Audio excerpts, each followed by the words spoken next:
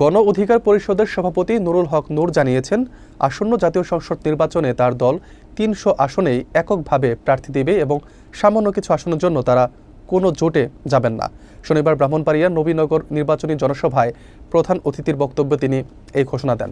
বিস্তারিত থাকছে শেখ মিহাদের প্রতিবেদনে।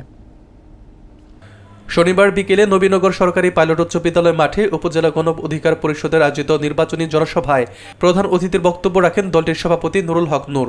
তিনি ঘোষণা করেন যে গণ অধিকার পরিষদ আসন্ন জাতীয় সংসদ নির্বাচনে ৩০০ আসনেই এককভাবে প্রার্থী দেবে।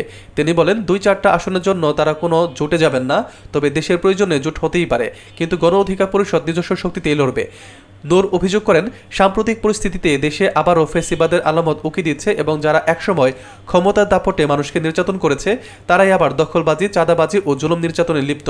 তিনি আরও বলেন, যে দেশে জনগণ ভোট দিতে পারে না সেখানে গণতন্ত্র মৃত।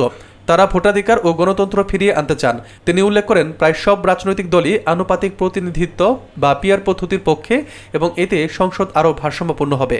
উপজেলা গণ অধিকার পরিষদের সভাপতি অ্যাডভোকেট মেহেদী হাসানের সভাপতিত্বে জনসভায় ছাত্র অধিকার পরিষদের সাবেক সভাপতি বিন ইয়ামিন মোল্লা, ঢাকা বিশ্ববিদ্যালয় শাখার সাবেক আহ্বায়ক সানাউল্লাহ হক, জেলা সভাপতি আশরাফুল হাসান তপু প্রমুখ বক্তব্য দেন। বক্তব্য শেষে নুরুল হক নূর ব্রাহ্মণবাড়িয়া ৫ নবীনগর আসনে নজরুল ইসলাম নজুকে দলীয় প্রার্থী হিসেবে ঘোষণা করেন। জাতীয় সংসদ নির্বাচন আয়োজনের প্রস্তুতি নিয়ে গেছেন নির্বাচন কমিশন, তার কার্যক্রম সম্পন্ন করছে। সবকিছু ঠিকঠাক থাকলে 11 তারিখে তফসিল ঘোষণা করার কথা, কিন্তু আজকে বাংলাদেশের সাবেক প্রধানমন্ত্রী, এই দেশের গণতান্ত্রিক আন্দোলন সংগ্রামের লড়াকু নেত্রী আপসীন নেত্রী বেগম খালেদা জিয়া গুরুতর অসুস্থ থাকায় যদি কোনো প্রেক্ষাপট তৈরি হয় দেশের বিবেচনায় নির্বাচন পেছানোর, সেটি হয়তো নির্বাচন কমিশন এবং সরকার বিবেচনা করবে, অন্যথায় নির্বাচন ফেব্রুয়ারিতেই হবে।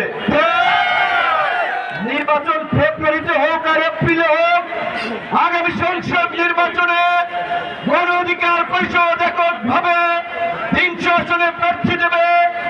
আর যদি দেশের প্রয়োজনে কোনো জোট করে, তবে আমাদের যে সমস্ত জায়গায় এই রকমের জনসমর্থন আছে সেই সমস্ত আসনকে নিশ্চিত করে আমাদের জোট হবে। জোট হোক আর এককভাবে নির্বাচন করি। এই ব্রাহ্মণবাড়িয়ার নবীনগর ৫ আসন থেকে গণ অধিকারের ট্রাক মার্কায় নজরুল ইসলাম নজু ভাই নির্বাচন করবে ইনশাআল্লাহ।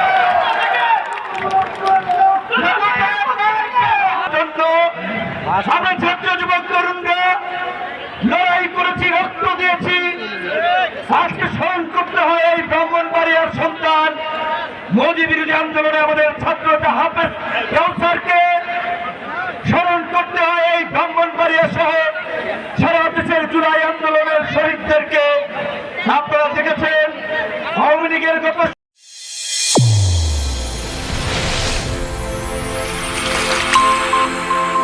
চ্যানেল A1 হৃদয়ের স্পন্দন।